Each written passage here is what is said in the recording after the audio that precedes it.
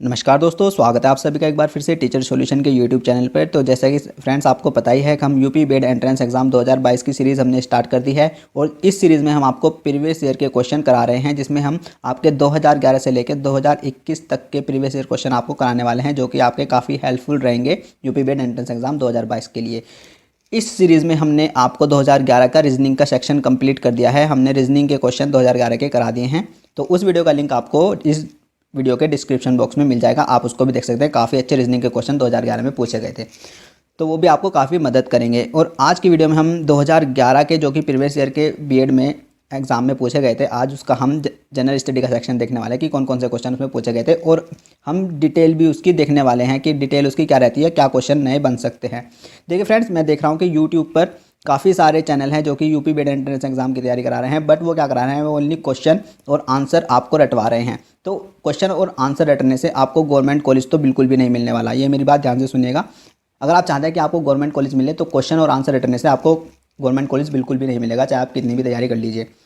अगर कोई भी चैनल आपको क्वेश्चन आंसर तो करा ही रहा है और उसमें साथ में उसकी डिटेल भी करा रहा है, तो वो चैनल बिल्कुल जेन्युइन है, वो आपकी तैयारी बिल्कुल अच्छे से करा रहा है, क्योंकि डिटेल से ही क्वेश्चन बनते हैं। प्रीवियस ईयर क्वेश्चन तो आते ही हैं थोड़े बहुत, लेकिन डिटेल से क्वेश्चन काफ़ी ज़्यादा बनते हैं, जिससे कि काफ़ी ज़्यादा आसानी होती है। तो उसी चैनल से आप तैयारी करिएगा जो आपको क्वेश्चन आंसर तो रटवा रहा है, साथ में उसकी एक्स्ट्रा डिटेल भी आपको दे रहा है, क्योंकि वहीं से आपके क्वेश्चन बनेंगे, तभी आपका गवर्नमेंट कॉलेज में सिलेक्शन होगा, वरना तो आप भूल जाइए कि आपका गवर्नमेंट कॉलेज में होगा। तो अगर आप भी यूपी बीएड एंट्रेंस एग्जाम 2022 की तैयारी करें, तो आप भी हमारे चैनल से जुड़ सकते हैं और उसको सब्सक्राइब कर सकते हैं। तो चलिए आज करते हैं हम जनरल स्टडी के क्वेश्चन देखते हैं, और आपका 50-50 का टारगेट आपका रहना चाहिए। आप हमारे चैनल से तैयारी करिए और काफ़ी अच्छे मार्क्स लाइए, और मैं आशा करूँगा कि आपका गवर्नमेंट कॉलेज में आपका सिलेक्शन हो। तो चलिए पढ़ते हैं फर्स्ट क्वेश्चन की फर्स्ट क्वेश्चन आपका क्या रहने वाला है। देखिए, और हाँ, एक बात और ध्यान रखिएगा, मैं आपको इसमें इंपॉर्टेंट क्वेश्चन भी बताते चलूँगा कि कौन कौन से क्वेश्चन इंपॉर्टेंट है और कौन से क्वेश्चन इंपॉर्टेंट नहीं है। तो जो भी क्वेश्चन मैं बताऊँगा कि इंपॉर्टेंट है, उसको आपको ध्यान से सुनना है, और अगर आपको वो याद नहीं है तो वो आपको नोट डाउन करना है। राइट, वो आपको नोट डाउन करना है अगर आपको याद नहीं है। अगर आपको वो याद है तो अच्छी बात है, अगर नहीं याद है तो आपको नोट डाउन करना है, क्योंकि वो क्वेश्चन इंपॉर्टेंट है। और मैं ये भी बताता चलूँगा कि कौन सा क्वेश्चन इंपॉर्टेंट नहीं है। तो चलिए देखिए, फर्स्ट क्वेश्चन है आपका, आईसीसी द्वारा आयोजित विश्व कप 2011 में सर्वाधिक रन किसने बनाए थे। देखिए, ये क्वेश्चन है आपका करंट अफेयर का, करंट अफेयर 2011 का ये क्वेश्चन है। तो ये क्वेश्चन आपका बिल्कुल भी इंपॉर्टेंट नहीं है, क्योंकि ये जो करंट अफेयर है ये 2011 की है। लेकिन इस क्वेश्चन से हमें ये पता चलता है कि आपके एग्जाम में करंट अफेयर के क्वेश्चन पूछे जाते हैं, तो करंट अफेयर आपके लिए इंपॉर्टेंट है ना। इस क्वेश्चन से हमें ये पता चल गया कि हाँ, मेरे लिए करंट अफेयर इंपॉर्टेंट है 2022 एंट्रेंस एग्जाम यूपी बीएड के लिए। तो आपको करंट अफेयर की भी तैयारी करनी है, राइट। तो चलिए इस क्वेश्चन को हम स्किप करते हैं, क्योंकि ये पुराना क्वेश्चन हो चुका है 2011 का, लेकिन करंट अफेयर आपके लिए इंपॉर्टेंट है। तो चलिए आगे बढ़ते हैं, नेक्स्ट क्वेश्चन देखते हैं। क्वेश्चन नंबर 2, 11 मार्च 2011 को आए भयंकर सुनामी से कौन सा देश प्रभावित था। देखिए फ्रेंड्स, ये भी 2011 का आपका करंट अफेयर का क्वेश्चन है, तो ये भी आपका भी इंपॉर्टेंट नहीं है। लेकिन हाँ, ये बात है कि आपके करंट अफेयर के क्वेश्चन आते हैं। और हाँ, अब बात यह है कि कितने करंट अफेयर के क्वेश्चन आते हैं, तो 5 से 7 आपके करंट अफेयर के क्वेश्चन आपको वहाँ पे मिलेंगे, जो कि मेरे पेपर में भी आए थे, क्योंकि मैंने दिया था 2020 में, मैंने एंट्रेंस एग्जाम दिया था। तो मेरे पेपर में भी कम से कम 5 से 7 क्वेश्चन आपके करंट अफेयर के आते हैं, तो काफ़ी अच्छी वेटेज करंट अफेयर आपका रखता है।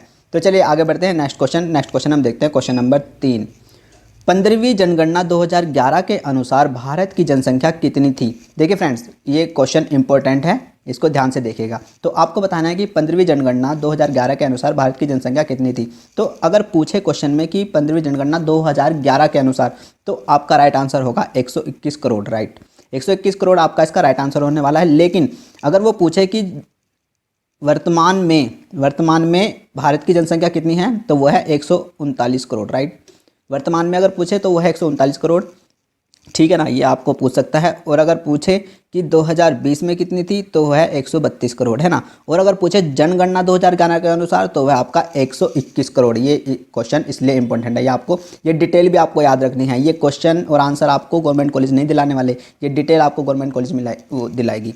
तो चलिए आपको पता चल गया। अब थोड़ी और डिटेल देख लेते हैं कि जनगणना 2011 के अनुसार अगर पूछे आपसे 2020 का, तो आप बताएंगे 132 करोड़ थी। और अगर जनगणना 2011 के अनुसार बताएंगे तो आप बताएंगे 121 करोड़। राइट, और ये आप साक्षरता दर देख सकते हैं कि 74% भारत की साक्षरता है, और जनसंख्या घनत्व है आपका 332, है ना। और लिंग अनुपात है 440 महिलाएं, है ना, 1000 पुरुष पर। तो चलिए आगे बढ़ते हैं, नेक्स्ट क्वेश्चन देखते हैं। क्वेश्चन नंबर 4, अमीर खुसरो का जन्म स्थान क्या था। तो फ्रेंड इसका राइट आंसर बताइए। Option A Etah, B Kasganj, सी कन्नौज और डी लखनऊ। देखिए फ्रेंड्स, इस क्वेश्चन को याद रखने के आप कैसे इसको याद रखेंगे, या तो आप पूरी डिटेल पढ़ें है ना, या फिर आप इसकी ट्रिक बना लीजिए। देखिए मैंने इसकी ट्रिक बनाई है जो कि आप सुन सकते हैं। देखिए अगर कोई भी आदमी होता है तो उसके क्या आशा होती है, तो वो क्या कहता है, काश मैं अमीर होता, राइट। तो इसने क्या कहा है कि काश मैं अमीर होता। तो ये अमीर क्या कर रहा है, एक विश कर रहा है किसकी, कि काश मैं अमीर होता। तो अमीर क्या है, कासगंज, है ना। तो अमीर खुसरो का जन्म स्थान क्या है, कासगंज। तो कासगंज इसका राइट आंसर है, जो कि है ऑप्शन नंबर बी का क्वेश्चन। ये भी इंपॉर्टेंट है आपका, राइट।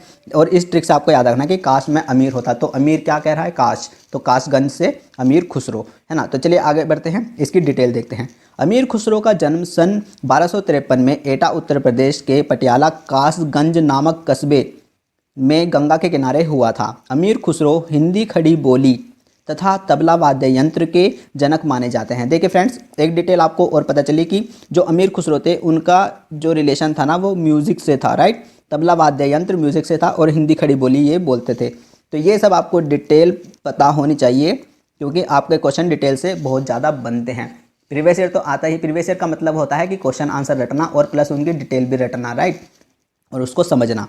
तो वही चैनल आपके अच्छी तैयारी कर सकता है जो आपको डिटेल में पढ़ा रहा है। बाकी तो आप गवर्नमेंट कॉलेज लेना बहुत ज़्यादा मुश्किल हो जाएगा आपके लिए।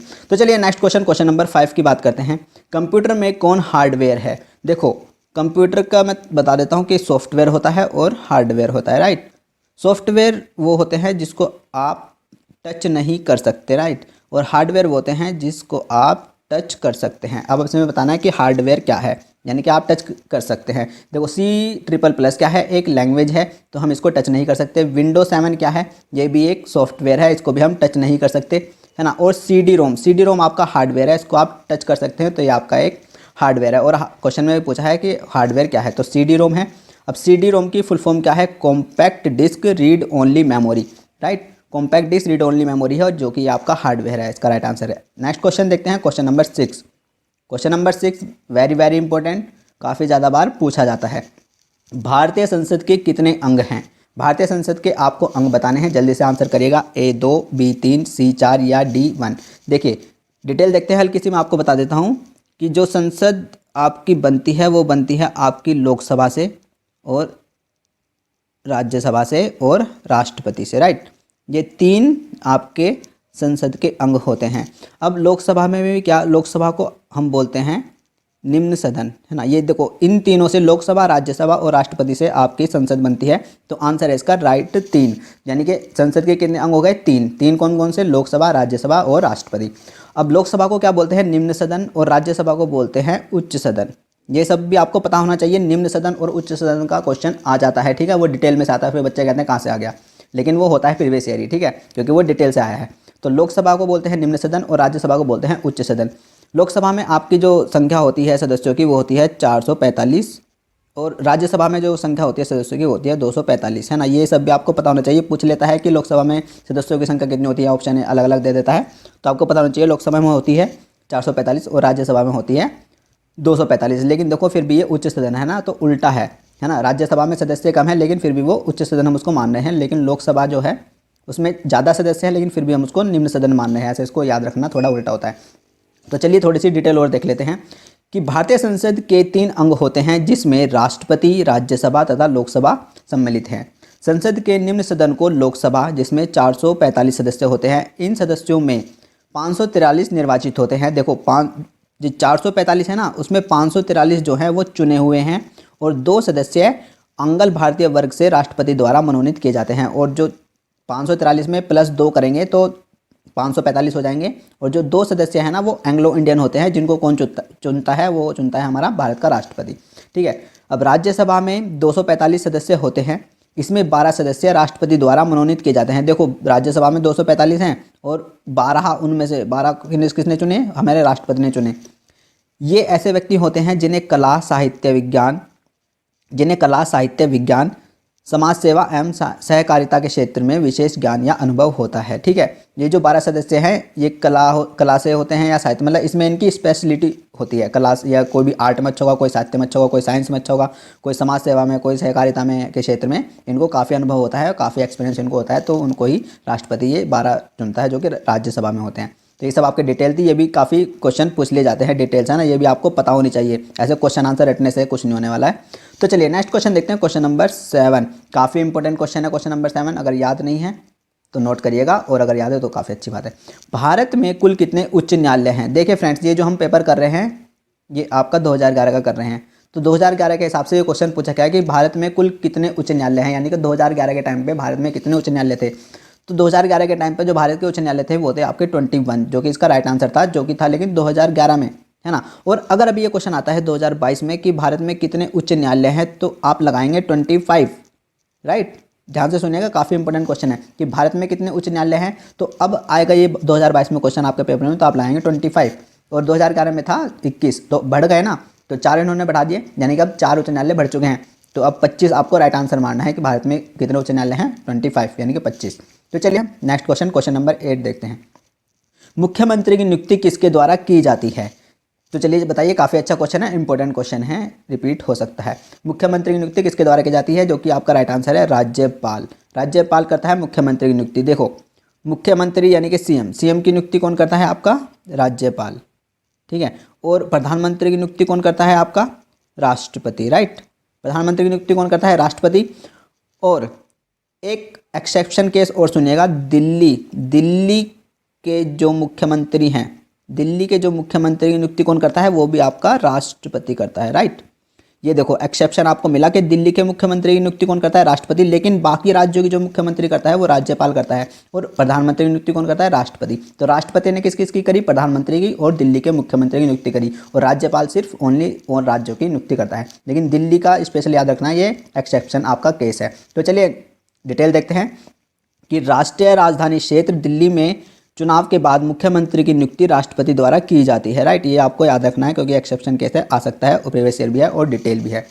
तो चलिए पढ़ते हैं थोड़ा। मुख्यमंत्री की नियुक्ति राज्यपाल द्वारा की जाती है, बाकी जो और मुख्यमंत्री है उनकी नियुक्ति राज्यपाल करेगा, लेकिन ओनली दिल्ली के मुख्यमंत्री की नियुक्ति राष्ट्रपति करेगा। साधारणतः उस व्यक्ति को मुख्यमंत्री नियुक्त किया जाता है जो विधानसभा में बहुमत दल का नेता होता है, यानी कि जो पार्टी जीती है बहुमत से, तो उस दल का नेता जो होता है उसको मुख्यमंत्री बनाया जाता है। मुख्यमंत्री ही शासन का प्रमुख प्रवक्ता है और मंत्रिपरिषद की बैठक की अध्यक्षता करता है। मंत्रिपरिषद कौन होती है? ये राज्य में होती है। मंत्रिपरिषद के निर्णयों को मुख्यमंत्री ही राज्यपाल तक पहुँचाता है। जब कभी राज्यपाल कोई बात मंत्रिपरिषद तक पहुँचाता है तो वह मुख्यमंत्री के द्वारा ही यह कार्य कराता है। राज्यपाल के सारे अधिकारों का प्रयोग मुख्यमंत्री ही करता है, राइट। तो आपको पता चला कि दिल्ली के जो दिल्ली के मुख्यमंत्री है उसकी नियुक्ति कौन करेगा? राष्ट्रपति, और बाकी राज्यों के राज्यपाल, और प्रधानमंत्री की नियुक्ति कौन करेगा? आपका राष्ट्रपति। तो चलिए आगे बढ़ते हैं, next question, question number 9। Bharat में कितने राज्यों में द्विसदनात्मक विधानमंडल है? देखो क्वेश्चन काफ़ी इंपॉर्टेंट है, आज 2011 के पेपर में काफ़ी क्वेश्चन आपको इंपॉर्टेंट देखने को मिलेंगे, काफ़ी अच्छा पेपर था। रीजनिंग का सेक्शन भी जो मैंने पढ़ाया है इसमें 2011 का, उसमें भी काफ़ी अच्छे क्वेश्चन आपको देखने को मिले हैं।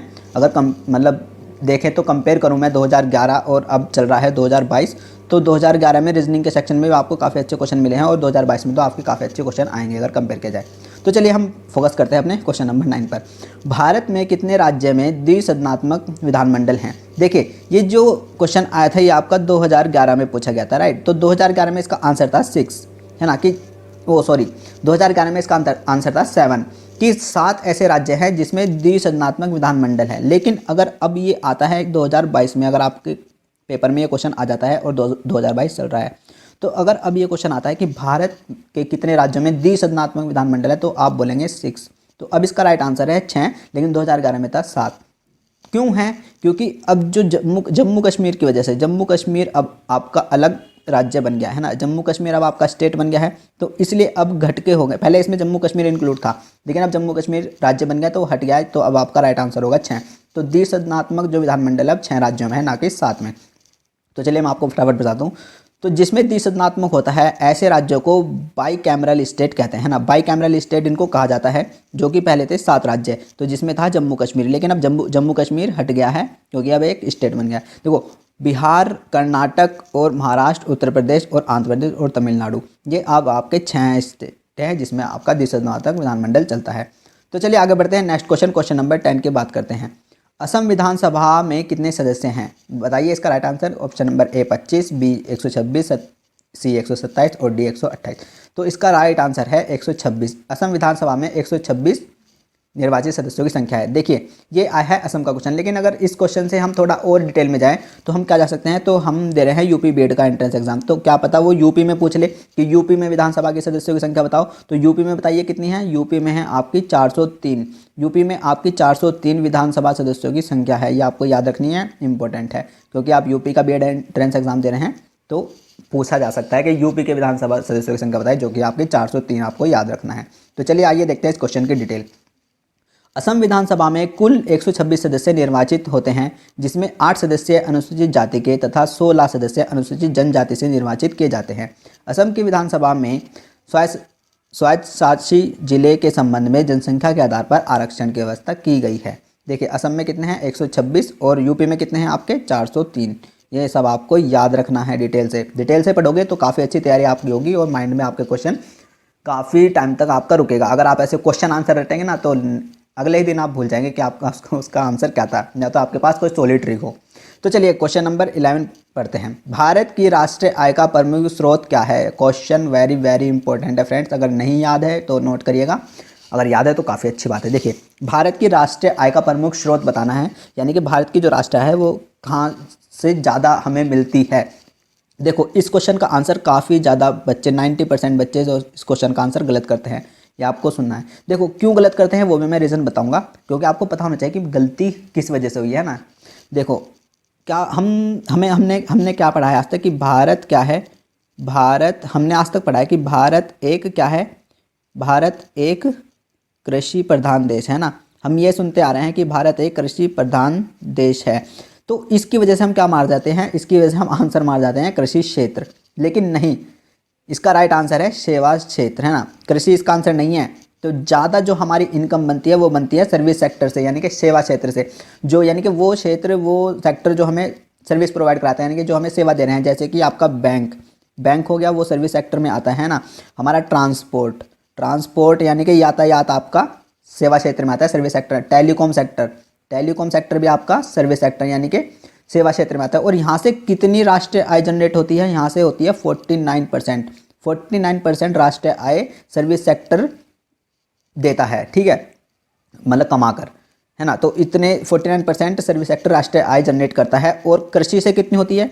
कृषि से होती है हमारी 18.5%। 18.5% होती है कृषि से, और सेवा क्षेत्र से यानी कि सर्विस सेक्टर से होती है आपकी 49%। तो राष्ट्रीय आय का स्रोत क्या है? ज़्यादा सर्विस सेक्टर है भारत की, है ना। तो चलिए इसकी डिटेल देख लेते हैं फटाफट से। भारत की राष्ट्रीय आय का प्रमुख स्रोत सेवा क्षेत्र है, जो देश की समस्त आय का 49% योगदान करता है। सेवा क्षेत्र के अंतर्गत बैंकिंग, दूरसंचार और यातायात आदि की गणना की जाती है, जबकि कृषि का योगदान 18.5% है। शेष आय का स्रोत व्यापार और उद्योग से पूरा किया जाता है ना। तो आपका क्या है? Service sector. तो सर्विस सेक्टर आपका ज़्यादा आय राष्ट्रीय आय देता है, जो कि 49% है। ये सब आपको याद रखना है ना। ऐसे क्वेश्चन आंसर रटने से कुछ नहीं होगा। क्वेश्चन नंबर 12 की बात करते हैं। तो चलिए, भारतीय रिजर्व बैंक की प्रथम महिला डिप्टी गवर्नर कौन थी? तो आपको बताना है, क्वेश्चन काफ़ी इंपॉर्टेंट है ना। भारत की पहली डिप्टी गवर्नर लेकिन लेडी कौन थी? तो आप कैसे इसको याद रखेंगे? इसकी कोई कहानी तो है नहीं है कि आप डिटेल पढ़ेंगे पूरी, है ना। इसको ट्रिक से हम याद रखेंगे। देखो जो ये मतलब महिला थी, इनका उद्देश्य क्या था? इसको ऐसे याद रखना है कि जो इनका उद्देश्य था ना, वो था इनका डिप्यूटी गवर्नर बनना, है ना। तो इनका डिप्यूटी गवर्नर बनना था कहाँ पर? आरबीआई में, है ना। आरबीआई में डिप्यूटी गवर्नर बनना इनका क्या था? उद्देश्य। तो उद्देश्य था, तो इनका नाम भी वही होगा कि केजे उदेशी। उदेशी से उद्देश्य, इनका उद्देश्य क्या है? कि आरबीआई में डिप्टी गवर्नर बनना। तो केजे उदेशी से आप याद रखेंगे कि इनका उद्देश्य ही डिप्टी गवर्नर बनना है आरबीआई में। उदेशी से उद्देश्य, है ना। तो उद्देश्य क्या है? डिप्टी गवर्नर बनना, किसमें? आरबीआई में, है ना। इस ट्रिक से आपको याद रखेंगे। आई होप आपको लर्न भी हो गया होगा और आप नहीं बोलेंगे कि उद्देश्य क्या था उनका? आरबीआई में डिप्टी गवर्नर बनना, और नाम भी उनका था केजे उदेशी, है ना। तो चलिए नेक्स्ट क्वेश्चन, क्वेश्चन नंबर 13 की हम बात करते हैं। शून्य आधारित बजट तकनीक किस देश की देन मानी जाती है? काफ़ी इंपॉर्टेंट क्वेश्चन है फ्रेंड्स। नहीं याद है तो नोट करिएगा, और अगर याद है तो काफ़ी अच्छी बात है। आंसर दीजिएगा। ए संयुक्त राज्य अमेरिका, बी फ्रांस, सी ब्रिटेनिया, डी भारत। देखिए इसका जो राइट आंसर है वो है आपका संयुक्त राज्य अमेरिका, यानी कि ऑप्शन नंबर ए। तो शून्य आधारित बजट जो तकनीक थी वो अमेरिका ने ही स्टार्ट करी थी सबसे पहले, है ना, फिर वहीं से हमने ली है। देखो डिटेल पढ़ते हैं। शून्य आधारित बजट प्रक्रिया मूलतः संयुक्त राज्य अमेरिका की देन है। अमेरिकी राष्ट्रपति जिम कार्टर थे उस टाइम पे अमेरिकी राष्ट्रपति। अगर बता दें कि अगर ऐसे भी पूछ सकता है डिटेल में कि शून्य आधारित बजट जब उन्होंने अमेरिका में हुआ था लागू, तो उसमें उस टाइम उनके राष्ट्रपति कौन थे, तो जिम कार्टर थे। लेकिन इसका प्रतिपादित किसने किया, प्रतिपादित किया था इसने पीटर पायर ने। ये भी आपको याद रखना है, ये इंपॉर्टेंट है। पीटर पायर ज़्यादा इंपॉर्टेंट है। शून्य आधारित बजट जो है वो संबंधित है किससे, पीटर पायर से। तो पीटर पायर ने इन्होंने ये प्रतिपादित किया था आपका शून्य आधारित बजट। यह प्रक्रिया, अब देखो भारत में क्या हुआ, यह प्रक्रिया भारत में राजीव गांधी के प्रधानमंत्रित्व काल के वित्त मंत्री विश्वनाथ प्रताप सिंह, है ना, भारत में कब आई, जब राजीव गांधी थे आपके प्रधानमंत्री, है ना, जब भारत में राजीव गांधी आपके प्रधानमंत्री थे तब उनके जो फाइनेंस मिनिस्टर थे यानी कि वित्त मंत्री थे वो थे आपके विश्वनाथ प्रताप सिंह ने कुछ विभागों में ये लागू की थी। क्या, शून्य आधारित जो बजट था, शून्य आधारित जो बजट था ना, वो भारत में राजीव गांधी जब प्रधानमंत्री थे और विश्वनाथ प्रताप सिंह उस टाइम फाइनेंस मिनिस्टर थे तब आई थी, है ना। ये सब आपको पता होना चाहिए। और प्रतिपादित कौन थे उनके, पीटर पायर, है ना, ये सब आपको पता होना चाहिए। क्वेश्चन नंबर 14 पे नज़र डालिएगा कि भारत की कृषि भूमि का कितना प्रतिशत भाग सिंचित है। अब देखिए जो सिंचित वर्ड है इसका मतलब क्या होता है, सिंचित वर्ड का मतलब होता है सिंचाई, यानी कि भारत में कितनी ऐसी भूमि है जो सिंचाई के लिए उपयोगी है, तो वो सब बताना है। तो चलिए बताइए अपना, आपके ऑप्शन है ए 1/3, बी 1/4 या सी आधा या डी संपूर्ण। तो इसका राइट आंसर है 1/3, यानी कि भारत में 1/3 जमीन ऐसी है जो कि सिंचाई के लिए उपयोगी है, यानी कि उस पर सिंचाई की जा सकती है, उस पर कृषि की जा सकती है। 1/3 भूमि भारत में ऐसी है। तो ये आपको याद रखना है कि एक तिहाई भूमि भारत में सिंचित योग्य है। तो चलिए इसकी डिटेल देख लेते हैं कि भारत की कुल कृषि भूमि का 1/3% भाग सिंचित क्षेत्र में आता है। वर्तमान में भारत के कुल सिंचित क्षेत्र का 37% भाग बड़ी एवं मध्य सिंचाई परियोजना के अधीन, देखिए बड़ी और मध्य सिंचाई परियोजना के अधीन जो सिंचित भाग है ना 1/3, उसका 37% आता है किसके अंदर, बड़ी एवं मध्य सिंचाई परियोजना के अंदर। वर्तमान समय में भारत के कुल सिंचित क्षेत्र का 63% भाग छोटी सिंचाई योजना के अधीन आता है, और 63% आता है छोटी सिंचाई योजना के अधीन। तो हो गया कितना, पूरा 100% हो गया, 63 और 37। विश्व का सर्वाधिक सिंचित क्षेत्र चीन में है जो कि 21% है। देखिए अगर वर्ल्ड की बात करें तो चीन में है सबसे ज़्यादा 21%, ठीक है ना। और भारत का तो आपको पता ही है 1/3 है। भारत में अगर बात करें तो 1/3 है, और वर्ल्ड का अगर मैं बात करूँ तो वो चीन में है 21%। भारत में शुद्ध बोए गए क्षेत्र के लगभग 33% भाग पर सिंचाई की सुविधा उपलब्ध है। सिंचाई के निम्न साधनों द्वारा सिंचाई की जाती है। देखिए अगर साधनों की बात की जाए, सिंचाई की अगर मैं साधनों की बात करूं और वो अगर क्वेश्चन को थोड़ा और अच्छा करके अगर वो आपसे ये पूछे कि भारत में जो सिंचाई के संसाधन हैं, कि भारत में जो सिंचाई के संसाधन हैं उसमें से सबसे ज़्यादा किसका उपयोग किया जाता है, तो वो है कुआं और नलकूप। कुआं और नलकूप के संसाधनों का सबसे ज़्यादा सिंचाई में प्रयोग किया जाता है, जो कि है 55.9%। 55.9% कुएँ और नलकूप से पानी लेकर सबसे ज़्यादा सिंचाई के लिए प्रयोग किया जाता है। फिर उसके बाद आती है नहर, फिर आपके तालाब और फिर अन्य स्रोत आपके इसमें आते हैं, ठीक है ना। तो नलकूप भी आपको याद रखना है कि जो सिंचाई के संसाधन में सबसे ज़्यादा उपयोग होते हैं। तो ये सब आपकी डिटेल थी जो कि आपको याद हो चुकी होगी, मैं ऐसी उम्मीद रखता हूँ। तो चलिए नेक्स्ट बात करते हैं क्वेश्चन नंबर 15 की। क्वेश्चन नंबर 15 पर नज़र डालिएगा। भारत में हरित क्रांति का सर्वाधिक प्रभाव किस फसल पर पड़ता है। देखिए इस सवाल में थोड़ा सा आप लॉजिक लगा सकते हैं। भारत में सबसे ज़्यादा क्या खाया जाता है, आटा खाया जाता है, और वो भी किसका आटा खाया जाता है, गेहूं का, है ना। तो कौन सी फसल सबसे ज़्यादा प्रभावित होगी क्रांति में, है ना, तो गेहूं। इसका राइट आंसर है गेहूं ए, क्योंकि गेहूं क्या है, गेहूं का आटा हर घर में, ऐसा कोई घर नहीं होगा जहाँ पे गेहूं का आटा ना खाया जाता हो, तो हर घर में गेहूं का आटा खाया जाता है। तो इससे जो है कि हरित क्रांति का सर्वाधिक प्रभाव जो फसल है जिस पर पड़ा है वो है आपका गेहूँ, जो कि इसका राइट आंसर है ए। तो चलिए थोड़ी सी नज़र डाल लेते हैं इसकी डिटेल। क्वेश्चन ये भी काफ़ी इंपॉर्टेंट है और इसकी डिटेल पर आप देखिएगा।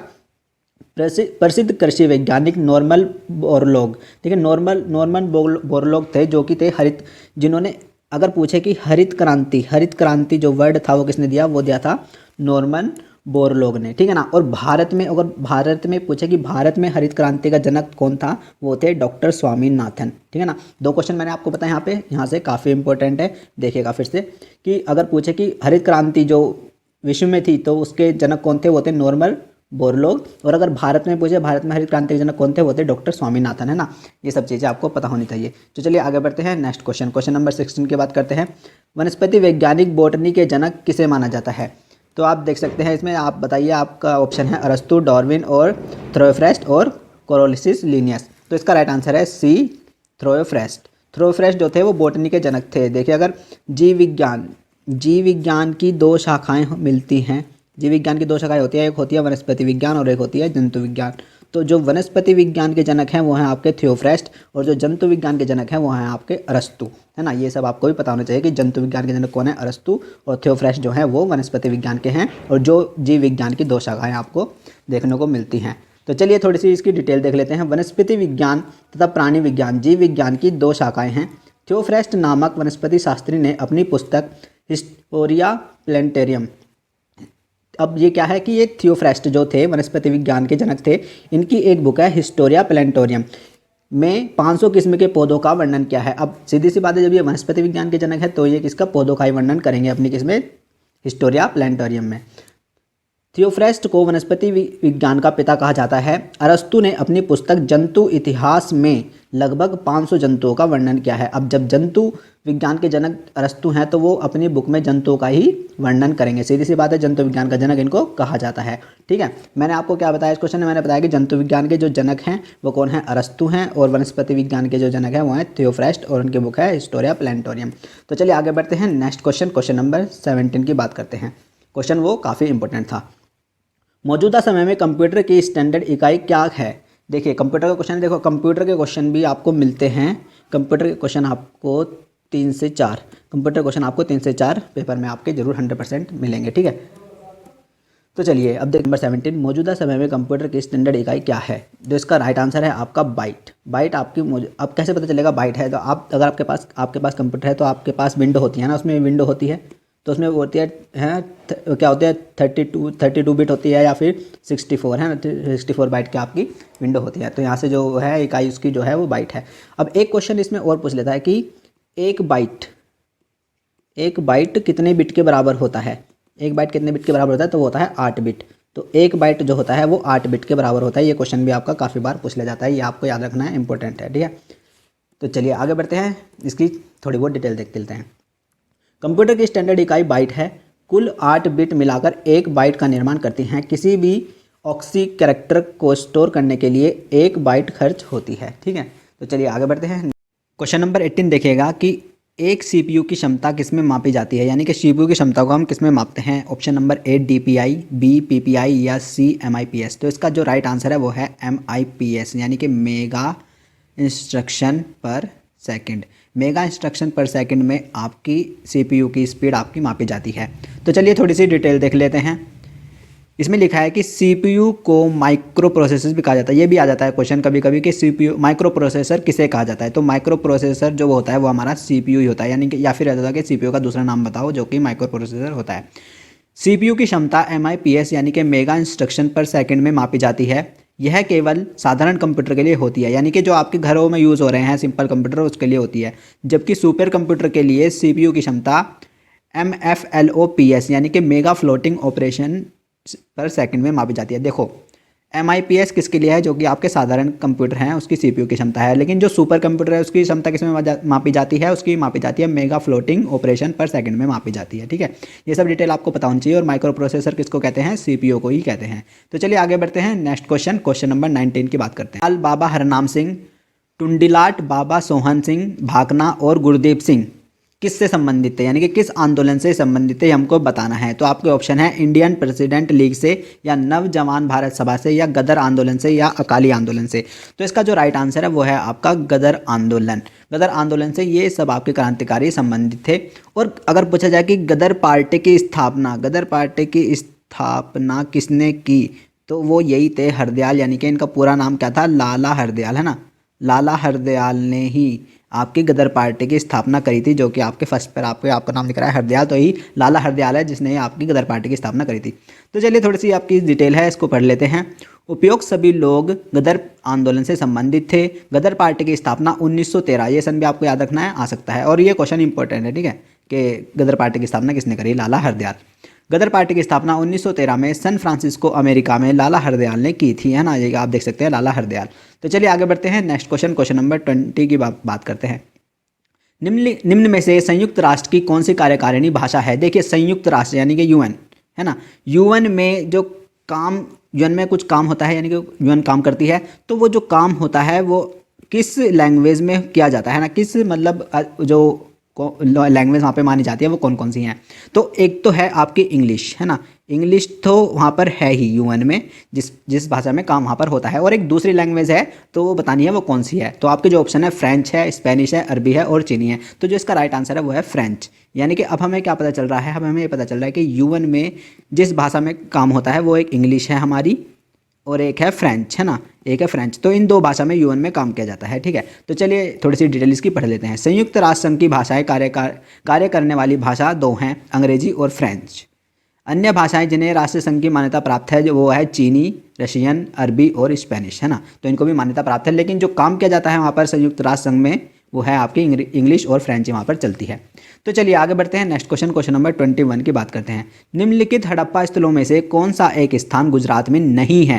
देखो हड़प्पा जो क्षेत्र है वो गुजरात वाले क्षेत्र को ही बोला जाता है, जो कि गुजरात के आसपास का क्षेत्र है, गुजरात का क्षेत्र है, उसको ही हड़प्पा बोला जाता है ना, हड़प्पा में आता है। तो ये बताना है कि वहाँ पर कौन सा वो नहीं है स्थान, है ना। तो जो आपके ऑप्शन है सूरकोतड़ा, रंगपुर या सूत कांगेडोर या दसलपुर। तो जिसका राइट आंसर है वो है सी, सूत कांगेडोर। सूत कांगेडोर जो है वो गुजरात में नहीं पड़ता है। देखिए मैं आपको दिखा देता हूँ, आप मैप देख के पढ़ो तो ऐसा पढ़ो कि आपको हमेशा के याद रहे। देखो जैसे कि आप देख रहे हैं ये इंडिया का मैप है और ये गुजरात वाला रीजन है सारा। तो ये जो ब्लैक हो रहा है ये सारा हड़प्पा के अंडर में आता है ना, ये हड़प्पा का सारा भाग है, ठीक है। तो यहाँ पे पूछा था कि गुजरात में ऐसा कौन सा हुआ है जो उसमें नहीं आता, तो वह है सूत कांगेडोर।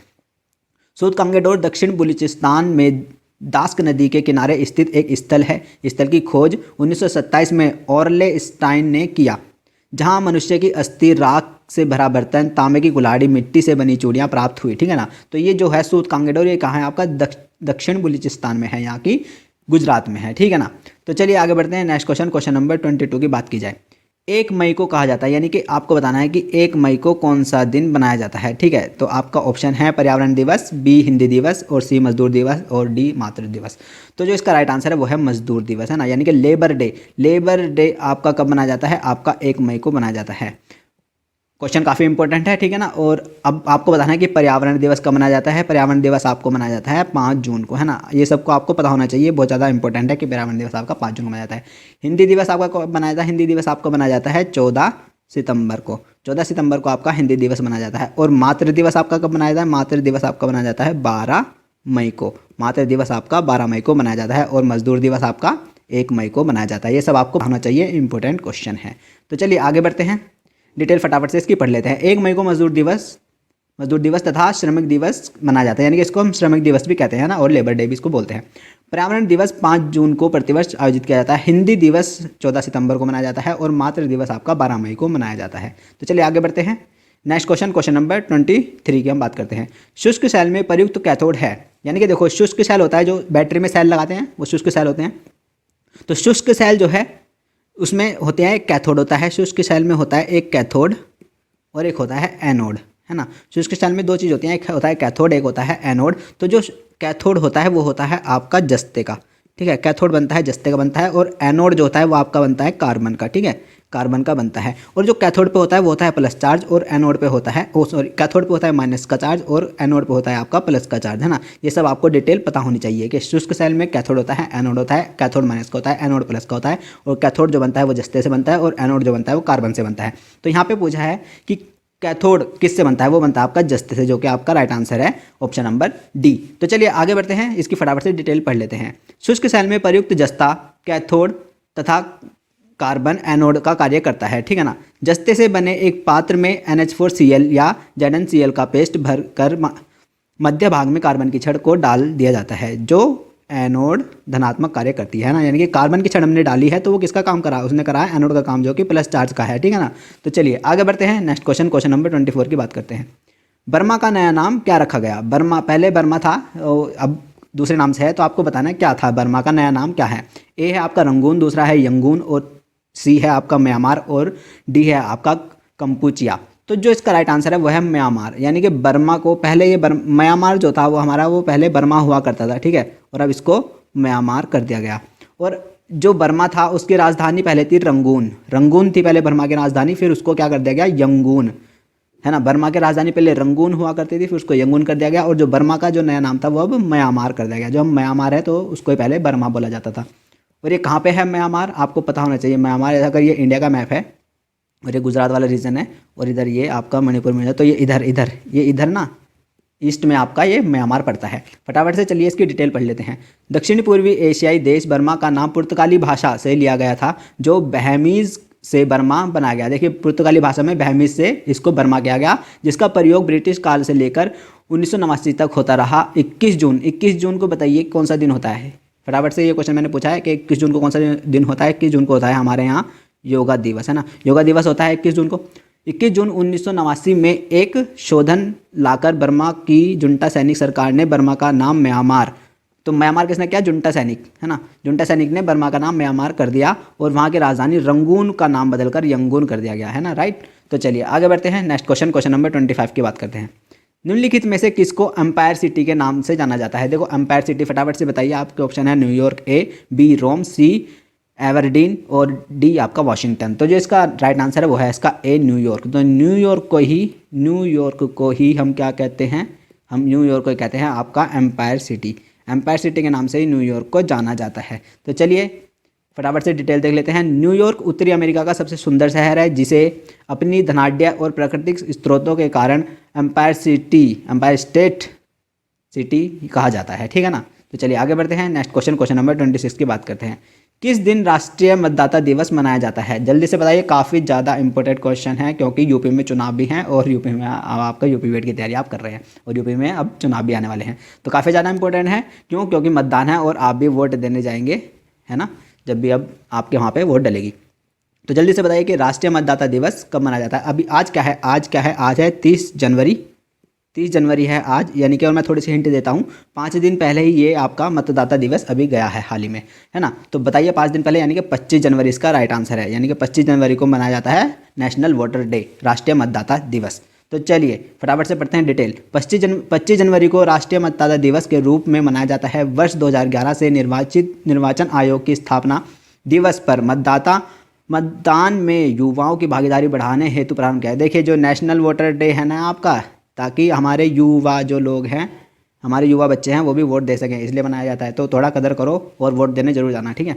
तो चलिए आगे बढ़ते हैं। Question number 27। टर्की की राजधानी क्या है। टर्की की राजधानी बताइए, इंपॉर्टेंट क्वेश्चन है, आ सकता है। टर्की की राजधानी पूछी है, तो टर्की की राजधानी ऑप्शन देखिए, ए अंकारा, बी बैरूत, सी तेहरान और डी अम्मान। तो फटाफट से बताइए टर्की की राजधानी, जो कि है ऑप्शन ए अंकारा। तो टर्की की राजधानी है अंकारा। बैरूत किसकी राजधानी है। बैरूत है आपकी लेबनान की। बैरूत जो राजधानी है वो लेबनान की है। और तेहरान किसकी है, ईरान की। तेहरान जो राजधानी है वो ईरान की है। और अम्मान किसकी है, जॉर्डन की है अम्मान, है ना। तो ये सब आपको राजधानियाँ पता होनी चाहिए। फटाफट से डिटेल देख लेते हैं। टर्की की राजधानी अंकारा है, बैरूत की राजधानी लेबनान की है, और तेहरान ईरान की राजधानी है, और अम्मान जॉर्डन की राजधानी है। तो चलिए आगे बढ़ते हैं। नेक्स्ट क्वेश्चन नंबर 28 की बात की जाए। कौन सा ध्रुवीय यौगिक नहीं है। नहीं बताना है कि ध्रुवीय यौगिक क्या होते हैं। सबसे पहली बात, ध्रुवीय यौगिक क्या होते हैं। ध्रुवीय यौगिक होते हैं जो, और कोई भी यौगिक हो तो उसमें प्लस का और माइनस का दोनों का चार्ज होना चाहिए। प्लस माइनस में दोनों का चार्ज इक्वल होना चाहिए, तो हम उसको ध्रुवीय यौगिक बोलते हैं। अब देखिए पहला क्या है, HCl, H plus Cl minus, बिल्कुल है। और इसमें पूछा है नहीं है, ये तो है। और HF में H प्लस F माइनस, ये भी है ना। और H2O में देखिए आप H2O प्लस और माइनस, ये भी है ध्रुवीय यौगिक। यानी कि क्या बचा हमारा, CCl4 आपका ध्रुवीय यौगिक नहीं है। तो राइट आंसर आपका CCl4 होगा।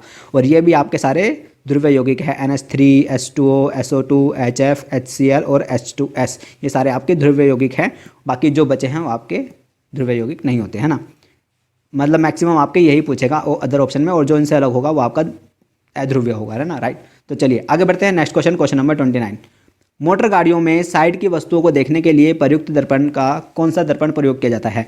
तो आपके ऑप्शन हैं, ए उत्तल दर्पण, बी अवतल दर्पण, सी समतल दर्पण, या प्रयुक्त में से कोई नहीं। देखिए कार में जो साइड के मिरर होते हैं ना, साइड के मिरर जो कार में होते हैं उनसे देखने के लिए किस लेंस का प्रयोग किया जाता है, तो है आंसर उत्तल दर्पण। साइड कार के साइड के मिरर में जो वो दर्पण लगे होते हैं वो उसमें लगे होते हैं उत्तल दर्पण, यानी कि हम दूर की वस्तु से देख सकते हैं। दूर की वस्तु उसमें काफ़ी छोटी हो जाती है, दूर की काफ़ी सारे अगर वाहन होगा ना तो वो छोटा होकर हमें यहाँ पे दिखाई देने लग जाएगा, तो इसलिए वहाँ पर उत्तल दर्पण लगे होते हैं। अब इसको कैसे याद रखेंगे, यानी कि दूर दूर ऊर, यानी कि ऊर से उत्तल, ऊ है ना, ऐसे इसको याद रखेंगे, ठीक है। हाँ, इसकी फटाफट से डिटेल पढ़ लेते हैं। मोटर गाड़ियों में साइड की वस्तुओं को देखने के लिए उत्तल दर्पण का प्रयोग किया जाता है। इसके अलावा पढ़ने के लिए भी उत्तल दर्पण का प्रयोग किया जाता है, राइट। तो चलिए आगे बढ़ते हैं। Next question, question number 30। ओस्टोमेलेशिया रोग किस विटामिन की कमी से होता है? ओस्टोमेलेशिया बताना है। देखो मैं बताता हूँ कि जहाँ भी आ जाए ओस्टो, है ना, जहाँ भी ओस्टो की बात आ जाए, जहाँ भी ओस्टो की बात आ जाए वहाँ हमेशा होता है। ओस्टो किससे संबंधित होता है? ओस्टो संबंधित होता है हड्डियों से, हड्डियों से संबंधित होता है ओस्टियो, है ना। तो ओस्टियो संबंधित होता है हड्डियों से, और हड्डियों के लिए क्या चाहिए आपको? कैल्शियम, है ना, और कैल्शियम के लिए आपको क्या चाहिए? Vitamin D. तो ऐसे आप अंदाज़ा लगा लेंगे, तो इसका राइट आंसर है विटामिन डी। तो ओस्टियो जहाँ भी आ जाए वो संबंधित हो आप हड्डियों से, और हड्डियों के लिए आपको क्या चाहिए? कैल्शियम, और कैल्शियम किस में होता है? विटामिन डी में। विटामिन डी से ही आपको कैल्शियम मिलता है, तो राइट आंसर आपका विटामिन डी। तो चलिए आगे बढ़ते हैं, फटाफट से डिटेल देख लेते हैं। ओस्टियोमेलेशिया विटामिन डी की कमी से वृद्धों में होने वाला रोग है। इसमें हड्डियों में छिद्र हो जाता है, जिसे ऑस्टियोपोरोसिस भी कहा जाता है ना, ऑस्टियोपोरोसिस को बोल देते हैं। तो चलिए आगे बढ़ते हैं। Next question, question number 31। Question वो इंपॉर्टेंट था। नेशनल रिमोट सेंसिंग एजेंसी कहाँ पर स्थित है? ऑप्शन ए ये क्या है? शादनगर, बी हैदराबाद, बेंगलुरु, और डी चेन्नई। तो इसका राइट आंसर है हैदराबाद। तो आपका जो नेशनल रिमोट सेंसिंग एजेंसी है वो है आपकी हैदराबाद में, है ना। तो चलिए आगे बढ़ते हैं। राष्ट्रीय सुदूर संवेदन केंद्र हैदराबाद में स्थित है, जो इसरो का भी मुख्यालय है। इस सुदूर संवेदन केंद्र से सैटेलाइट द्वारा चित्रों, आंकड़ों आदि का विश्व के दूसरे देशों से आदान प्रदान किया जाता है। तो चलिए आगे बढ़ते हैं। Next question, question number 32। South eastern coal field limited का मुख्यालय कहाँ पर है? जल्दी से आप बताइए। आपके ऑप्शन है ए रामपुर, बी बिलासपुर, सी कोरबा, और डी अंबिकापुर। तो जो इसका राइट आंसर है वो है आपका बी छत्तीसगढ़ बिलासपुर। छत्तीसगढ़ बिलासपुर में ही साउथ ईस्टर्न कोलफील्ड लिमिटेड का मुख्यालय यानी कि हेडक्वार्टर है। साउथ ईस्टर्न कोलफील्ड लिमिटेड का मुख्यालय छत्तीसगढ़ राज्य के बिलासपुर जनपद में स्थित है। इस कोलफील्ड के अंतर्गत कोरबा, शहडोल, अंबिकापुर आदि खदानें आती हैं। तो ये कोरबा, शहडोल और अंबिकापुर ये आपकी क्या हैं? खदानें हैं कोयले की। और कोयला ज़्यादातर कहाँ पाया जाता है? छत्तीसगढ़ में। ऐसे भी हम उसको लगा सकते थे अंदाजा मार के, ठीक है। Question number 33। औद्योगिक विश्व विज्ञान अनुसंधान केंद्र कहाँ स्थित है? देखिए अब ये विश्व विज्ञान क्या है? विश्व विज्ञान क्या, औद्योगिक विश्व विज्ञान केंद्र क्या करता है? जो भी हमारी कृषि है ना, कृषि में क्या होता है? सब्जियां भी उगती हैं, तो सब्जियों के ऊपर क्या होता है? सब्जियों के ऊपर क्या होता है? रासायनिक खाद डलती है, जो कि हमें नुकसान पहुँचाती है। रासायनिक खाद वाले जो सब्जियां होती हैं, फल होते हैं, वो हमारे अंदर जाते हैं, फिर वो हमारे अंदर क्या करते हैं? विष का ही काम करते हैं, है ना। तो इस चीज़ को रोकने के लिए ये औद्योगिक विश्व विज्ञान अनुसंधान केंद्र बनाया गया है कि वहाँ पर कृषि में हमेशा ऑर्गेनिक खाद ही हमेशा यूज हो, है ना। तो इसलिए बनाया गया है। वह मतलब विष की तरह जो रासायनिक यूज़ हो रहा है वो ना यूज़ होए, तो इसका बताना है इसका केंद्र कहाँ पर है। तो इसका राइट आंसर है आपका लखनऊ में ही आपका ये औद्योगिक विश्व विज्ञान केंद्र है, ठीक है ना। तो चलिए आगे बढ़ते हैं, फटाफट से इसकी डिटेल देख लेते हैं। औद्योगिक विश्व अनुसंधान केंद्र की स्थापना 1965 ईस्वी में लखनऊ में की गई थी, जहां पर औद्योगिक क्षेत्र में प्रयोग किए जाने वाले रसायन तथा कृषि क्षेत्र में प्रयोग होने वाले उर्वरकों का मानव जीवन पर क्या प्रभाव पड़ रहा है तथा इसमें उपस्थित जैव विष से वर्तमान मानव जीवन कितना प्रभावी हो रहा है, इन सब के विषय में अध्ययन किया जाता है। तो चलिए आगे बढ़ते हैं। नेक्स्ट क्वेश्चन, क्वेश्चन नंबर 34 की बात करते हैं। रक्त में वह कौन सा तत्व है जो कि रक्त को वाहिनियों में जमने से रोकता है? इंपॉर्टेंट क्वेश्चन है काफ़ी, है ना, आ सकता है। देखो हड्डियों में खून होता है, उसको हड्डियों में खून ना जम जाए, तो ऐसा कौन सा वो है तत्व जो हड्डियों में जो खून को तरल बनाए रखता है? तो इसका राइट आंसर है सी हिपेरिन। हिपेरिन ही एक ऐसा तत्व है जो खून को जमने नहीं देता, उसको तरल बनाए रखता है, ठीक है ना। अब हीमोग्लोबिन से क्या होता है? हमारे रंग का कलर रेड रहता है, ठीक है ना। विटामिन के क्या काम करता है? विटामिन के करता है जब चोट लग जाती है ना आपको, जब चोट लग जाती है तो खून का थक्का जमाता है। विटामिन के खून का थक्का जमाने में काम करता है विटामिन के की मदद से। और हिपेरिन क्या करता है? रक्त को तरल बनाता है, उसको जमने नहीं देता है अंदर। अब ऐसे ही क्या होता है जब मच्छर काटता है ना आपको, जब मच्छर काटता है, जैसे ये आपकी बाँह है और आपको मच्छर काट ले, तो यहाँ पे क्या करता है, यहाँ पे आप हिपेरिन छोड़ता है ताकि जब वो खून आए, जब वो खून चूसता है तो खून वो यहाँ पर जमे नहीं इस हिपेरिन की वजह से। तो वो अपने यहाँ पे आपके बाँह पर रसायन छोड़ता है जो कि हिपेरिन होता है, जिससे खून जमता नहीं है और वो चूसता रहता है, ठीक है ना। जब तक वो बैठा रहेगा वो चूसता रहेगा, तो वो क्या छोड़ता है, हिपेरिन। तो हिपेरिन क्या करता है, खून को जमने नहीं देता है ना, और विटामिन के थक्का जमाने के लिए होता है, ठीक है। ये सब आपको पता होना चाहिए। हिपेरिन रक्त में पाया जाने वाला वह तत्व है जो धमनी एवं शिराओं में रक्त को जमने नहीं देता। इसके विपरीत विटामिन के रक्त का थक्का बनाता है। तो चलिए आगे बढ़ते हैं। नेक्स्ट क्वेश्चन, क्वेश्चन नंबर 35 की बात करते हैं। आर के लक्ष्मण नामक कार्टूनिस्ट किस अखबार से संबंधित थे? देखिए आपको बताना है कि जो आर के लक्ष्मण थे वो कार्टूनिस्ट किस अखबार से संबंधित थे। तो आपको आपके ऑप्शन है A pioneer, B Hindustan Times, C Times of India और डी स्टेट्समैन। तो इसका राइट आंसर है सी टाइम्स ऑफ इंडिया। तो सी टाइम्स ऑफ इंडिया से संबंधित थे आर के लक्ष्मण जी, है ना। तो चलिए फटाफट से इसके डिटेल पढ़ लेते हैं।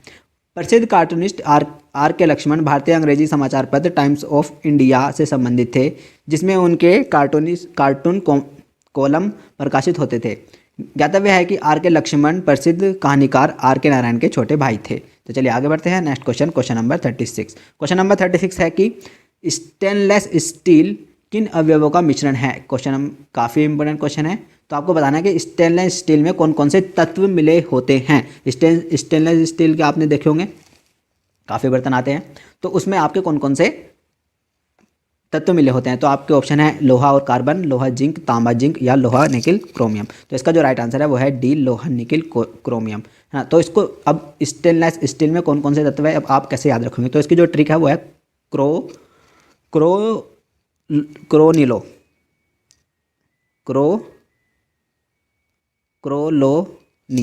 क्रोलोनी इसकी ट्रिक है ना। क्रोमियम, लोहा और निकिल, क्रोलोनी इसकी ट्रिक है और ये इसमें पाया जाता है स्टेनलेस स्टील में। तो चलिए आगे बढ़ते हैं। स्टेनलेस स्टील लोहा, निकिल और क्रोमियम से मिलकर बनता है। क्रोमियम का प्रयोग दाग रहित स्टील बनाने में किया जाता है। तो चलिए आगे बढ़ते हैं। Next question, question number 37। Bharat में पिन कोड प्रणाली कब लागू की गई थी? आपको बताना है कि भारत में जो पिन कोड प्रणाली होती है, देखो पिन कोड को हम जिप कोड भी कह देते हैं और पोस्टल कोड भी हम इसको बोल देते हैं। तो तीनों से इसको बताया जाता है, पिन कोड, जिप कोड और पोस्टल कोड से, तीनों से इसको बोला जाता है। तो इसका राइट आंसर है आपका ए, वर्ष 1972 में पिन कोड प्रणाली हमारी स्टार्ट हुई थी। तो चलिए आगे बढ़ते हैं। पोस्टल इंडेक्स नंबर अर्थात पिन कोड की शुरुआत भारतीय डाक तार विभाग द्वारा 15 अगस्त 1972 को की गई। पिन कोड के माध्यम से डाक की डिलीवरी संबंधित पोस्ट ऑफिस को बिना कोई त्रुटि हुए निर्बाध रूप से हो सके, इसके लिए ये की गई थी, ठीक है ना। तो चलिए आगे बढ़ते हैं। Next question, question number 38। किस समिति ने त्रिस्तरीय पंचायत प्रणाली की अनुशंसा की? देखो काफ़ी इंपॉर्टेंट क्वेश्चन है, ये आ सकता है, ठीक है। आपको बताना है कि त्रिस्तरीय प्रणाली वो कौन सी समिति थी जिसने त्रिस्तरीय प्रणाली की अनुशंसा की, यानी कि मांग करी, है ना। किसने बनाई त्रिस्तरीय पंचायत प्रणाली? तो जो वो थी समिति, वो होती है आपकी जिसमें बल होगा, है ना। ऐसे आपको याद रखना है, इसकी ट्रिक है कि जिसमें बल होगा, ताकत होगी, वही बनाएगा त्रिस्तरीय। तो बलवंत राय मेहता समिति थी जो कि त्रिस्तरीय पंचायत प्रणाली से संबंध रखती थी, है ना। ये आपका राइट आंसर है, ये त्रिस्तरीय पंचायत प्रणाली बलवंत राय मेहता समिति, ठीक है। अब द्विस्तरीय, है ना, ये तो हो गई त्रिस्तरीय। अब द्विस्तरीय पंचायत प्रणाली किसकी थी? वो थी आपकी अशोक मेहता की। ये सब भी आपको याद रखना है। द्विस्तरीय पंचायत प्रणाली थी अशोक मेहता की और त्रिस्तरीय थी बलवंत राय मेहता की, है ना। ये सब आपको पता होना चाहिए। आगे बलवंत राय मेहता समिति का गठन पंचायती राज व्यवस्था को मजबूती प्रदान करने के लिए वर्ष 1956 में बलवंत राय मेहता की अध्यक्षता में किया गया, जिसमें वर्ष 1957 में अपनी रिपोर्ट प्रस्तुत की तथा ग्रामीण स्थानीय शासन के लिए त्रिस्तरीय व्यवस्था, ग्राम, खंड तथा जिला का सुझाव दिया, है ना। तो 3 स्तरीय है बलवंत राय और 2 स्तरीय अशोक मेहता। तो चलिए आगे बढ़ते हैं। नेक्स्ट क्वेश्चन, क्वेश्चन नंबर 39 की बात करते हैं। घाव का अध्ययन क्या कहलाता है? देखिए घाव का अध्ययन क्या कहलाता है आपको बताना है। आपके ऑप्शन है ए काकोलॉजी, बी ओंकोलॉजी या सी ट्रोमेटोलॉजी या डी डर्मेटोलॉजी। तो इसका राइट आंसर है सी ट्रोमेटोलॉजी, इसका राइट आंसर है, जो कि घाव का अध्ययन, यानी कि चोट वोट लग जाती है अगर उसका अध्ययन करते हैं तो वो आता है आपका ट्रोमेटोलॉजी में। तो चलिए फटाफट से पढ़ लेते हैं। घाव का अध्ययन ट्रोमेटोलॉजी कहलाता है। ओंकोलॉजी कैंसर का अध्ययन होता है, ये भी आपको पता होना चाहिए। ओंकोलॉजी कैंसर का अध्ययन होता है तथा डर्मेटोलॉजी आपका किसका होता है? त्वचा का, है ना। ये सब भी आपको पता होना चाहिए, इंपॉर्टेंट क्वेश्चन है। आगे बढ़ते हैं नेक्स्ट क्वेश्चन नंबर 40 की बात करते हैं। टोलिन एंजाइम का संबंध है, कहाँ से संबंधित है टोलिन एंजाइम कहाँ पाया जाता है, ये सब आपको बताना है। टोलिन कैसे आप इसको याद रखोगे, देखो इसकी ट्रिक देखो फटाफट से। ट्रिक देखो, टोलिन से आपको याद रखना है टंग, है ना। टोलिन से आपको क्या याद रखना है, टंग। टंग कहाँ होती है आपकी, जीभ कहाँ होती है, यानी कि टंग आपकी कहाँ होती है, मुंह में। और मुंह में आपकी क्या बनती है, लार। लार बनती है। तो लार कहाँ से संबंधित है, लार से संबंधित आपका टोलिन। टोलिन से क्या, टंग, और टंग आपकी कहाँ होती है, मुंह में, और मुंह में क्या बनती है, लार। लार बनती है, तो टोलिन एंजाइम कहाँ से होगा, लार से संबंधित होगा, राइट। ऐसा आपको याद रखना है। तो चलिए फटाफट से आगे बढ़ लेते हैं। लार सदैव लार ग्रंथियों से स्रावित होती रहती है, जिसमें 98% जल तथा शेष 2% अन्य पदार्थ तथा टोलिन एंजाइम होते हैं। देखिए 98% तो लार में हमारा जल हो गया, और 2% क्या हो गए, टोलिन और अन्य पदार्थ, जो मंड को शर्करा में बदलता है और म्यूसिन को चिकना बनाता है। म्यूसिन मतलब लुगदी, यानी कि जो आपने खाना खाया उसको चिकना बनाता है कौन, लार। और लार कहाँ होती है, मुंह में, और मुंह में क्या होती है, टंग, यानी कि टंग से टोलिन। ऐसे सब याद रखना है, ऐसे ट्रिक बनाते हैं, ठीक है। 41 क्वेश्चन देखिए फटाफट से। दूरदर्शन पर पहली समाचार वाचिका थी, यानी कि दूरदर्शन पर जो पहली समाचार देने वाली महिला थी वो कौन थी, वो बताना है आपको। ए आपका प्रतिमा पुरी, बी आपका रेणु भाटिया, या सी प्रेम कुमारी, या डी रीता सिंह। आपका राइट आंसर है प्रतिमा कुमारी। देखो प्रतिमा कैसे इसको याद रखेंगे, देखो दूरदर्शन की जो स्क्रीन पर आई थी, दूरदर्शन की स्क्रीन पर आने वाली पहली महिला की जो प्रतिमा थी ना, तो वो प्रतिमा कुमारी ही थी, है ना। तो पहली महिला की जो प्रतिमा दिखाई गई दूरदर्शन स्क्रीन पर, वो प्रतिमा कुमारी थी। ऐसे इसको याद रखेंगे, राइट। तो चलिए आगे बढ़ते हैं। भारतीय दूरदर्शन की पहली महिला समाचार वाचिका प्रतिमा कुमारी थी। शिमला के लाल पानी की निवासी प्रतिमा कुमारी गोरखा परिवार से संबंधित थी। इनकी माता का नाम विधाराव था। अखिल भारतीय रेडियो द्वारा प्रमुख प्रस्तुत समाचार को इन्होंने पहली बार 15 सितंबर 1959 को भारतीय दूरदर्शन पर पढ़ा था। देखने में सुंदर और अच्छी आवाज़ की धनी प्रतिमा कुमारी प्रारंभिक दौर में एक घोषिका के रूप में दूरदर्शन सेवा में प्रवेश किया, जिन्हें भारत का स्क्रीन फेस कहा जाता है। देखो स्क्रीन फेस किस महिला को कहा जाता है, प्रतिमा कुमारी को, क्योंकि ये क्या हुआ था, दूरदर्शन में पहली महिला थी। 42 क्वेश्चन देखते हैं। 42 क्वेश्चन आपकी स्क्रीन पर है। कौन सा कृत्रिम बंदरगाह है, कृत्रिम बंदरगाह बताना है। कुछ बंदरगाह होते हैं प्राकृतिक, है ना, और कुछ होते हैं आपके कृत्रिम, जो कि बनाए जाते हैं खुद से। तो आपको बताना है कि कौन सा इसमें कृत्रिम बंदरगाह है। ए चेन्नई, बी विशाखापट्टनम, सी मुंबई, या उपयुक्त में से कोई नहीं। देखो इसका राइट आंसर है ए चेन्नई। अब इसको कैसे याद रखेंगे, इसकी ट्रिक फटाफट से सुनिएगा। ट्रिक देखो, चेन्नई कैसे पता कि कृत्रिम बंदरगाह है, कृत्रिम बंदरगाह है, ये कैसे पता चला, चेन्नई है ये, यानी कि इसको क्या गया, चिन्ह दिया।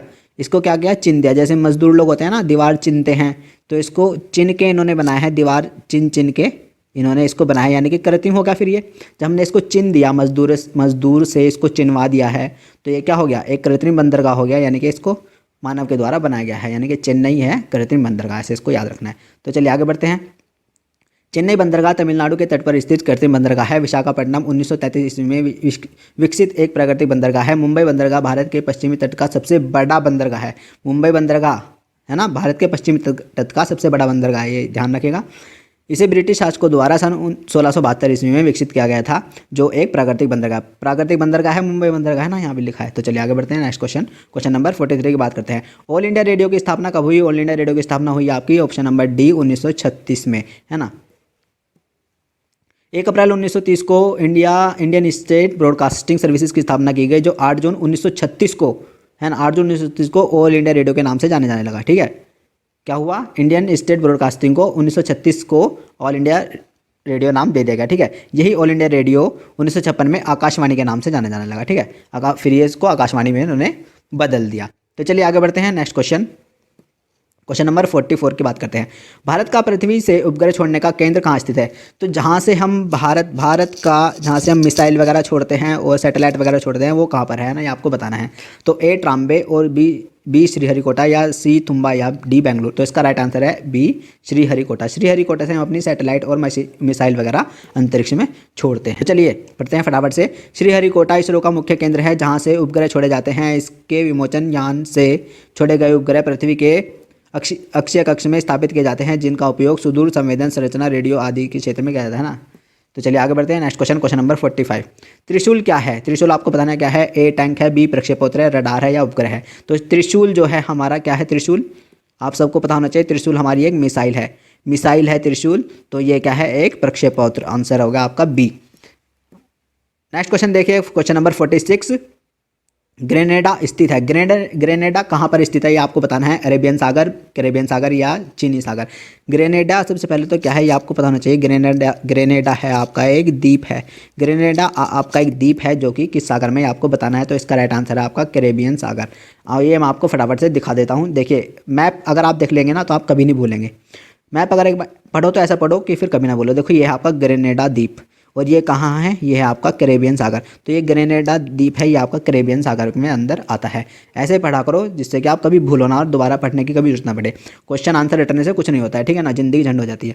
हाँ, ग्रेनेडा दक्षिण पूर्वी कैरेबियन सागर से ग्रेनेडियंस के दक्षिण में स्थित एक संप्रभुत्व देश है जो ग्रेनेडा द्वीप तथा 6 छोटे द्वीपों से मिलकर बना है। 344 वर्ग किलोमीटर में फैले इस देश की अनुमानित संख्या 1,10,000 तथा राजधानी सेंट जॉर्ज है। आगे बढ़ते हैं नेक्स्ट क्वेश्चन, क्वेश्चन नंबर 47। गोदान उपन्यास किसने लिखा है। गोदान उपन्यास आपको बताना है, जो कि आपका राइट आंसर है बी प्रेमचंद। काफ़ी इजी क्वेश्चन है। गोदान कैसे इसको याद रखेंगे, ट्रिक बताता हूँ फटाफट से कि मैंने उसको बड़े प्रेम से क्या लिया, गोद लिया, है ना। मैंने किसी बच्चे को बड़े प्रेम से क्या लिया, गोद लिया, यानी कि तो गोदान प्रेमचंद, है ना। आगे बढ़ते हैं next question, question number 48। Bharat कला भवन कहाँ स्थित है। भारत कला भवन आपको बताना है फटाफट से कहाँ स्थित है। तो ये है आपका बनारस। आपका राइट आंसर है बी बनारस। तो भारत कला भवन आपका कहाँ है, बनारस में स्थित है। भारत कला भवन उत्तर प्रदेश राज्य के वाराणसी में काशी हिंदू विश्वविद्यालय के प्रांगण में स्थित एक संग्रहालय है। यह भारत में प्रचलित लगभग सभी शैलियों के चित्रों का विशाल संग्रह है। भारत कला भवन की स्थापना राय कृष्ण दास ने सन 1920 में की थी। तो आगे बढ़ते हैं नेक्स्ट क्वेश्चन, क्वेश्चन नंबर 49 की बात करते हैं, जो कि आपका सेकंड लास्ट क्वेश्चन है। भारत द्वारा अंतरिक्ष में स्थापित पहला उपग्रह है। काफ़ी इंपॉर्टेंट क्वेश्चन है और काफ़ी इजी क्वेश्चन है। फटाफट से बताओ कि भारत द्वारा अंतरिक्ष में पहला स्थापित उपग्रह यानी कि पहली सैटेलाइट क्या छोड़ी थी भारत ने। तो वह आपका राइट आंसर ए आर्यभट्ट। इसका आंसर सब बता देंगे, अक्सर आपको बता देना चाहिए। इंपॉर्टेंट क्वेश्चन है, याद रखना है कि भारत ने जो पहली सैटेलाइट छोड़ी थी वो छोड़ी थी आर्यभट्ट, है ना। आर्यभट्ट भारत का पहला उपग्रह था। 19 अप्रैल 1975 को रूसी रॉकेट कॉस्मोस से छोड़ा गया था। इसका वजन 360 किलोग्राम था, है ना। इतना ही पढ़ो, बाकी इसमें कोई ज़्यादा इंपॉर्टेंट नहीं है। आगे बढ़ते हैं, जो कि आपका लास्ट क्वेश्चन 50 क्वेश्चन। भारत की सर्वाधिक प्रसारित पत्रिका कौन सी है। फटाफट से बताइए कि भारत की सर्वाधिक प्रसारित पत्रिका कौन सी है। ए ऑप्शन सरल सलील, बी आउटलुक, डी वनिता या डी गृह शोभा। तो इसका राइट आंसर है ए सरल सलील। तो सरल सलील जो है आपकी सर्वाधिक प्रसारित पत्रिका है। तो फ्रेंड्स ये थे आपके जीएस के बीएड 2011 जो कि आपका प्रीवियस ईयर हुआ था, उसके जीएस के 50 क्वेश्चन थे। 50 क्वेश्चन मैंने आपको करा दिए हैं। इसमें काफ़ी क्वेश्चन काफ़ी अच्छे थे और बहुत सारे क्वेश्चन इसमें इंपॉर्टेंट थे और कुछ बस 1-2 क्वेश्चन उसमें अनइम्पॉर्टेंट था, है ना। बहुत सारे क्वेश्चन इसमें इंपॉर्टेंट थे। तो अगर आप भी हमारे चैनल पर नए हैं तो चैनल को सब्सक्राइब कर लीजिए, जिससे कि आप हमारे साथ पूरे 2011 से लेकर 2021 तक के सारे प्रीवियस ईयर क्वेश्चन कर सकें बिल्कुल डिटेल के साथ। ऐसे नहीं कि क्वेश्चन आंसर रट लिए बस, उससे सिलेक्शन बिल्कुल नहीं होगा। गवर्नमेंट कॉलेज में नहीं मिलेगा। देखो सिलेक्शन तो सबका हो जाएगा, कॉलेज सबको मिलेगा, लेकिन इंपॉर्टेंट यह है कि गवर्नमेंट कॉलेज किसे मिलेगा। जो बच्चा प्रीवियस ईयर पढ़ेगा और डिटेल के साथ पढ़ेगा उसको ही गवर्नमेंट कॉलेज मिलेगा, बाकी सब ऐसे ही फिरते रहेंगे, देख लेना आप। हाँ, तो अगर आप नए हैं तो चैनल को सब्सक्राइब कर लीजिए और वीडियो अच्छी लगी तो वीडियो को लाइक करिएगा। मिलते हैं नई वीडियो में। 2011 के ही अब हम करेंगे, हिंदी करेंगे। 2011 की हिंदी बची है और फिर मैथ्स है, तो मैथ्स और हिंदी कर लेंगे फटाफट से और फिर हमारा 2011 का कंप्लीट हो जाएगा। और हाँ, अगर आपने 2011 की हमारी रीजनिंग की क्लास हम करा चुके हैं, अगर आपने नहीं देखी है तो डिस्क्रिप्शन बॉक्स में उसका रीजनिंग की क्लास का आपको लिंक मिलेगा, उसे देखे जाकर फटाफट से। काफ़ी अच्छे क्वेश्चन रीजनिंग में मैंने कराए हैं जो कि थे और काफ़ी अच्छे सॉल्यूशन मैंने उसमें काफ़ी डिटेल से आपको समझाया। अगर आपको बिल्कुल भी रीजनिंग नहीं आती है आप वहाँ से आराम से सीख सकते हैं, ठीक है ना। तो घबराने वाली बात नहीं है। और हाँ, अपना ध्यान रखेगा और कुछ रहेगा। All the best. अगर आपका एग्जाम है 2022 का, बीएड की प्रिपरेशन कर रहे हैं, टेंशन मत लीजिएगा, क्योंकि हम बीएड में मैं हूँ, बीएड में सेकंड ईयर में हूँ। और हाँ, अगर आप मेरे बारे में जानना चाहते हैं तो एक वीडियो और है जिसमें मैंने अपना बीएड एंट्रेंस का स्कोर कार्ड दिखाया है, सब कुछ मैंने अपने बारे में बताया है। तो आप वो वीडियो जाके देख सकते हैं कि कब से आपके ऑनलाइन बीएड के फॉर्म आएंगे, सब मैंने उस वीडियो में सब कुछ आपको बता रखा है ना। तो चलिए मिलते हैं नेक्स्ट वीडियो में नेक्स्ट जानकारी के साथ। तब तक के लिए नमस्कार, tata, thank you, bye bye. अपना ध्यान रखिएगा और खुश रहेगा, अपने घर वालों का भी ध्यान रखिएगा। बाय।